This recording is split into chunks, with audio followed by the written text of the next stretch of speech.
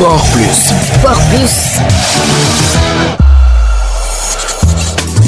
Bonjour et bienvenue dans votre rubrique sportive Sport Plus. À 80 jours des Jeux Olympiques de la jeunesse, le Premier ministre Al-Amin Lo fixe une série d'échanges et de mesures destinées à accélérer la dernière phase des préparatifs de cet événement. C'était à l'issue d'un conseil interministériel tenu mardi à Dakar. Ces décisions portent d'abord sur l'achèvement des infrastructures, le transport, la santé, la sécurité, la salubrité, la mobilisation sociale, la communication et le suivi opérationnel des préparatifs. L'honneur fait à l'Afrique et à Dakar d'abriter les JOJ de la jeunesse doit se traduire par une organisation sans faille de ces Jeux. L'Afrique accueille, Dakar célèbre. La réussite de cet événement est inscrite au rang d'exigence supérieure par le président de la République. Je félicite les membres du gouvernement et le COJOJ impliqués dans les préparatifs pour les résultats obtenus aujourd'hui. Le chef de l'État nous demande de persévérer dans cette dynamique, notamment à l'issue de la réception officielle le samedi 25 juillet 2026 des chantiers majeurs du stade Iba Mar Diop et de la piscine olympique. Dans le sillage de cette réception officielle, le chef de l'État m'a demandé au cours du Conseil des ministres du 29 juillet 2026 d'organiser un conseil interministériel